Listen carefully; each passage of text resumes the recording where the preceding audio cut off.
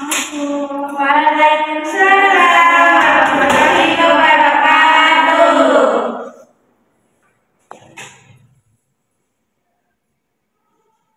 Selamat pagi anak-anak. Selamat pagi Ibu. Bagaimana kabarnya hari ini? Alhamdulillah semuanya pada sehat ya dan bersemangat untuk mengikuti pembelajaran pada hari ini. Untuk memulai pembelajaran pada hari ini, kita awali dengan berdoa. Silakan kepada ketua kelas untuk memimpin doa. Sebelum kita mulai pembelajaran pada hari ini, alangkah baiknya kita berdoa terlebih dahulu. Berdoa menurut kepercayaannya masing-masing. Mulai. Berdoa dicukupkan. Siapa yang menjadi dirjen pada hari ini? Saya Ibu. Oke, silakan Pini untuk ke depan dan membantu teman-temannya untuk menyanyikan lagu Indonesia Raya. Pada teman-teman silakan untuk berdiri. Hiduplah Indonesia Raya, tua Indonesia, tanah airku, tanah tumpah darah. Indonesia Raya, merdeka, merdeka, hiduplah Indonesia Raya. Anak-anak, di sini Ibu akan mengabsen terlebih dahulu. Nah, untuk nama yang dipanggil, silakan kalian untuk mengacungkan tangan dan mengucapkan hadiah. Dapat dipahami? Paham, Ibu. Oke. Dilan Oktaviani, hadir. Dela Sari, hadir Bu. Pini Adisti, hadir Ibu. Nisa, hadir Ibu. Putri, hadir Ibu. Alhamdulillah semuanya hadir ya. Untuk hari ini, kalian tahu gak sih hari ini kita akan belajar materi mengenai apa? Tentang struktur sel, Ibu. Sekali ya, hari ini kita akan membahas materi mengenai struktur sel. Nah, sebelum ke materi inti, Ibu mau nanya nih terlebih dahulu. Pertanyaannya itu seperti ini. Nah, jika suatu sel itu diibaratkan suatu kota, maka bangunan atau fasilitas apa saja yang ada dalam kota tersebut, serta apa fungsi dari bangunan dan fasilitas tersebut? Kantor polisi, Ibu, untuk menjaga keamanan. Restoranku untuk menyediakan makan. Oke, sih, bagus sekali ya jawabannya.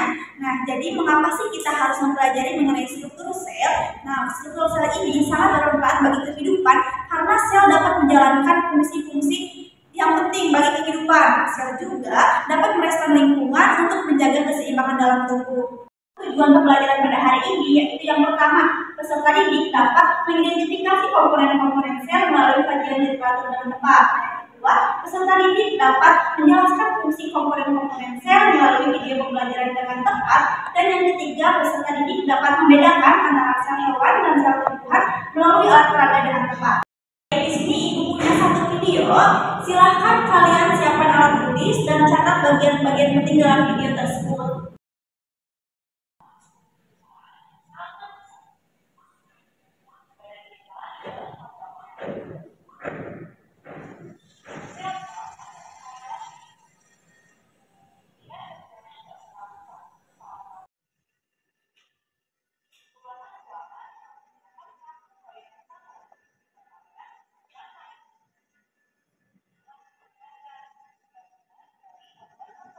Video telah selesai.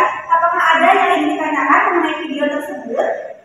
Bu, kenapa sel itu diibaratkan sebagai sebuah kota pada diri tadi?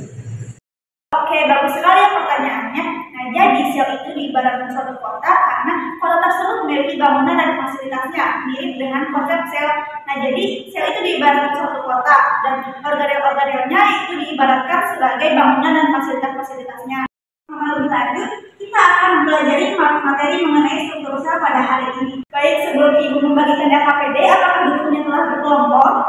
Ya, Ibu. Oke, baik, di sini Ibu akan membagikan KPD terlebih dahulu.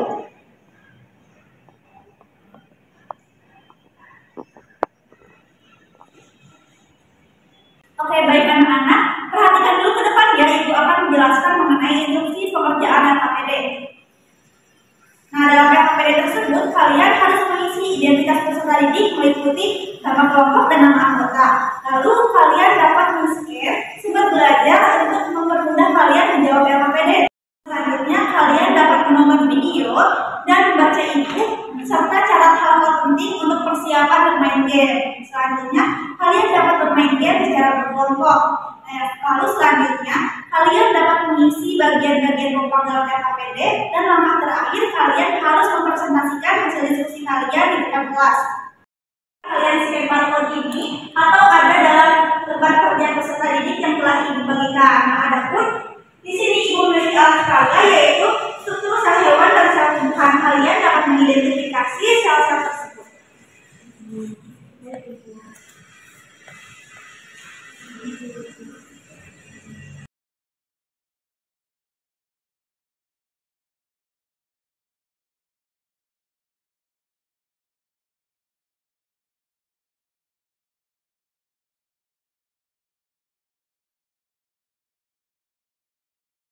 Itu apa? Terus fungsinya buat apa? Nah, ini itu mitokondria. Nah, mitokondria itu berfungsi untuk menghasilkan energi bagi sel. Kalau yang bulat di tengah ini namanya apa ya?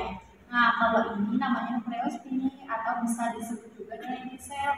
Nah, ini juga berfungsi sebagai yang menyimpan informasi genetik dan juga yang mengatur aktivitas sel. Terus kalau informasi genetik itu apa? Apa ya? Dalam tahu nggak? Jadi informasi genetik ini adalah sebuah data yang ada di dalam bentuk urutan basa nitrogen, baik di DNA ataupun di RNA. Nah, informasi genetik ini yang nantinya akan diturunkan kepada keturunannya. Informasi genetik itu adanya di nukleolus, yang dimana itu adalah anak inti sel yang berada di dalam inti sel atau nukleus ini. Gitu ya. Terus kalau yang di sekitar nukleus ini apa? Setahu aku ya ini mah namanya retikulum endoplasma. Tapi di gambarnya kalau yang dekat dengan nukleus, iya ya nukleus ini nukleus ada yang titik-titiknya gini, tapi yang jauh dari nukleus tidak ada. Nah, jadi retikulum endoplasma yang dekat dengan nukleus ini, yang ada titiknya itu namanya retikulum endoplasma kasar, yang dimana mengapa kasar itu karena ditempel oleh ribosom. Jadi titik-titik ini adalah ribosomnya. Nah, kalau yang jauh dari nukleus ini adalah retikulum endoplasma halus. Dia itu tidak ditempeli oleh ribosom.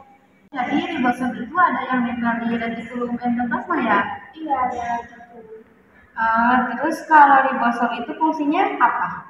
Nah, jadi ribosom ini memiliki fungsi untuk mensintesis protein. Oke deh, paham. Terima kasih untuk penjelasannya. Sama-sama. Semua telah menonton video dan membaca e-book. Saatnya kita bermain game ular tangga biar. Adapun aturan bermain gamenya yaitu game ini dilakukan secara berkelompok. Nah, ketua kelompok menentukan pemain pertama, kedua, ketiga, dan seterusnya.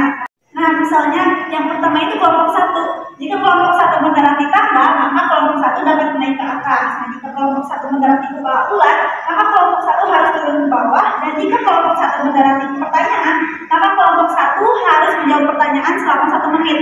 Jika selama 1 menit kelompok 1 itu tidak menjawab pertanyaan, maka kelompok 1 tidak dapat melanjutkan permainan ke tahap selanjutnya. Akan tetapi kelompok 1 dapat menempuh giliran melempar dadu. Jika ada kelompok yang mendekati kotak 100, maka kelompok tersebut yang menjadi pemenangnya. Dapat dipahami?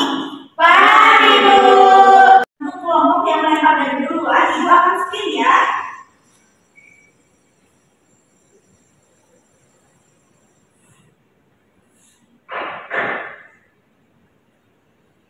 Oke, baik. Di sini kelompok 2, jadi kelompok 2 yang dapat melempar dadu duluan. Kepada kelompok 2, untuk pemain pertamanya silakan untuk maju ke depan dan dapat melempar dadu.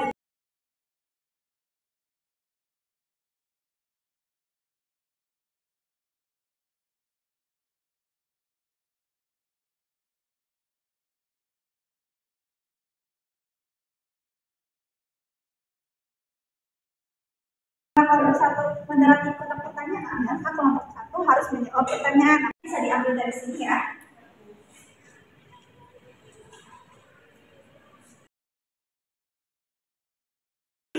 Apa fungsi sentrosom?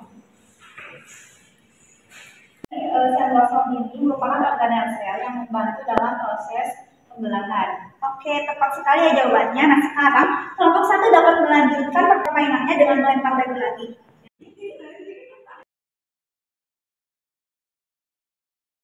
Karena kelompok 2 mendekati angka 100 yang pertama, maka kelompok 2 menjadi pemenangnya. karena permainan itu selesai, kalian dapat mengisi bagian-bagian berupa dalam RAPD.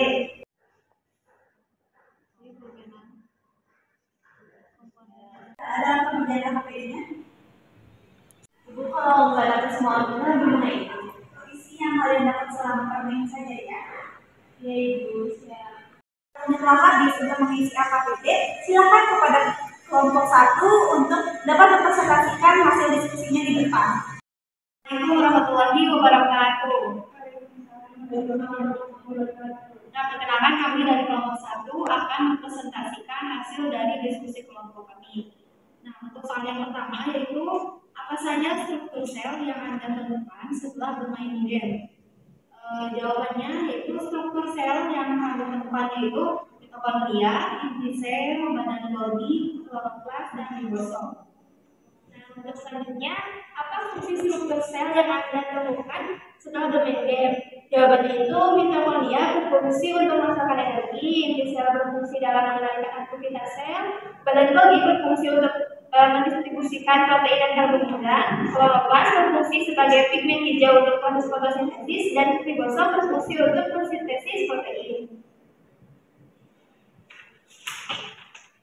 Untuk yang nomor 3 yaitu identifikasilah komponen sel yang Anda temukan dan tentukan apakah komponen tersebut ada pada sel tumbuhan, sel hewan, atau keduanya. Untuk jawabannya yaitu ada inti sel, badan Golgi, ribosom, dan mitokondria, yaitu ada di dalam sel hewan dan sel tumbuhan. Nah, akan tetapi untuk kloroplas hanya terdapat di dalam sel tumbuhan.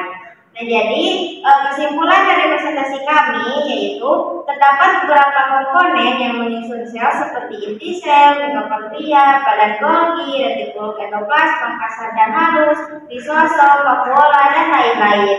Nah, namun terdapat perbedaan komponen sel antara sel hewan dan sel tumbuhan. Pada sel hewan tidak memiliki kloroplas, sedangkan sel tumbuhan memiliki kloroplas. Nah, sekian presentasi dari kelompok kami. Terima kasih. Wassalamualaikum warahmatullahi wabarakatuh. Terima kasih kepada semua kelompok yang telah mempresentasikan hasil diskusinya di depan. Nah, sekarang Ibu akan memverifikasi mengenai konsep struktur sel. Nah, apa sih yang dimaksud struktur sel? Struktur sel adalah susunan dan hubungan antara komponen-komponen sel dengan penyusun sel. Nah, struktur sel itu sendiri merupakan unit struktural terkecil yang menjadi dasar kehidupan bagi semua organisme hidup. Nah, yang pertama, Ibu akan menjelaskan mengenai sel hewan terlebih dahulu. Nah, adapun struktur penyusun sel hewan yaitu diantaranya yang pertama ada membran sel. Sel ini merupakan lapisan tipis yang mengelilingi sel. Adapun fungsi dari membran sel yaitu untuk melindungi dan mengatur pertukaran zat antara sel dan lingkungannya. Nah, yang kedua ada sitoplasma.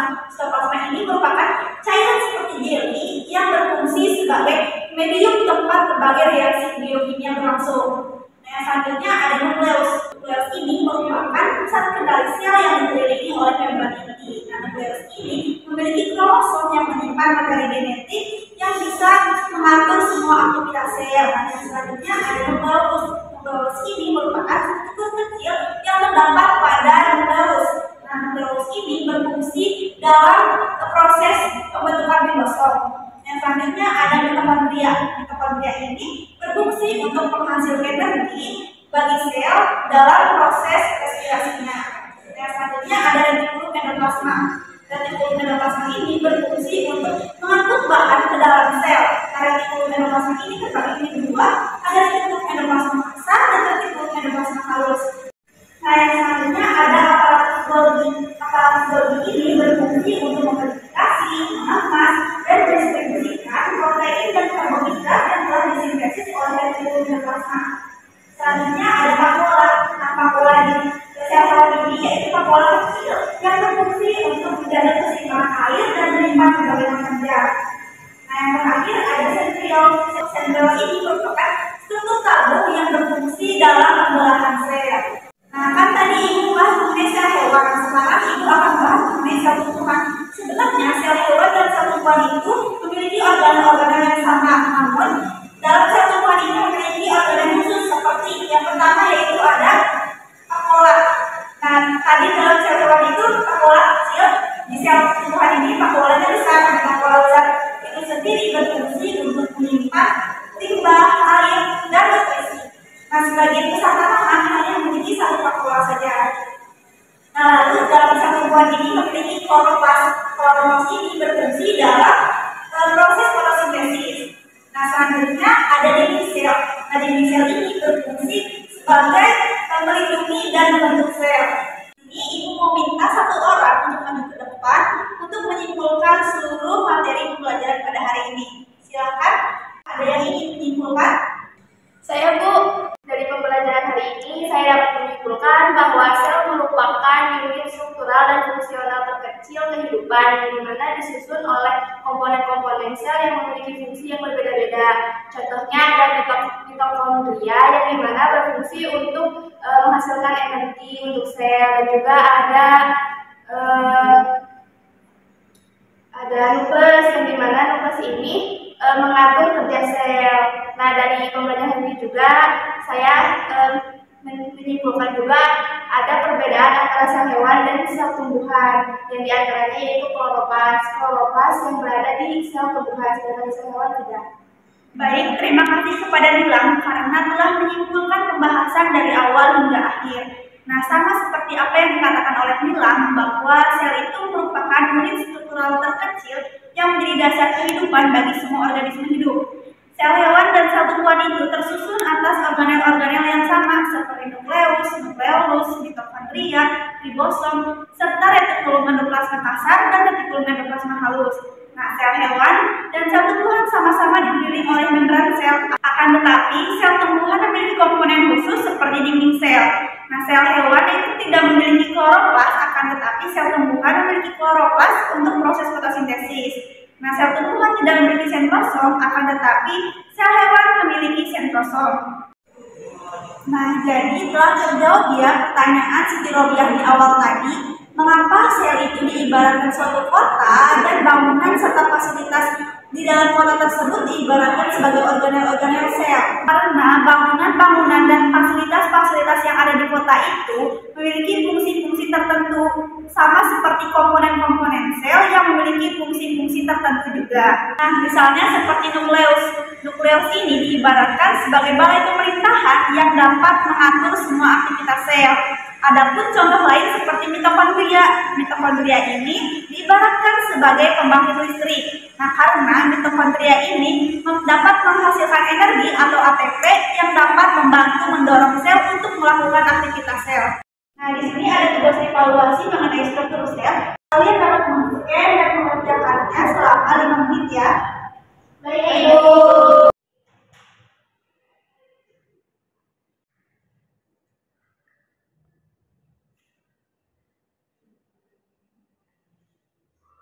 Untuk pertemuan selanjutnya, Ibu harap kalian dapat membaca referensi-referensi mengenai pembelahan sel. Nah, adapun tugas untuk minggu depan yaitu kalian dapat membuat poster, resume, atau presentasi singkat. Nah, kalian dapat memilih dari ketiga tugas tersebut.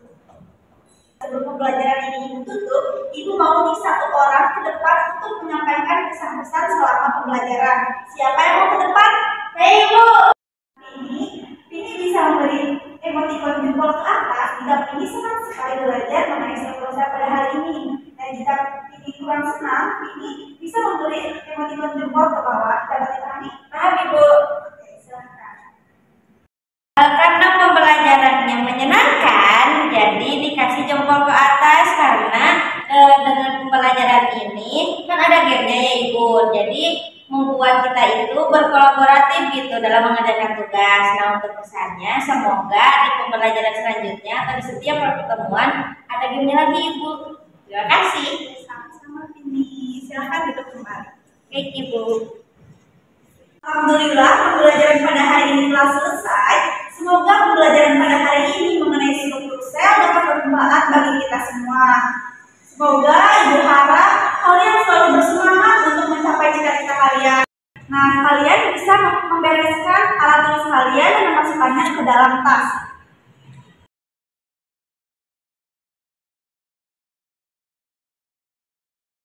Silakan kepada ketua kelas untuk memimpin doa terlebih dahulu sebelum pulang. Iya, sebelum kita pulang, sebaiknya kita berdoa terlebih dahulu. Berdoa dimulai. Alhamdulillahirabbil alamin. Berdoa dicukupkan.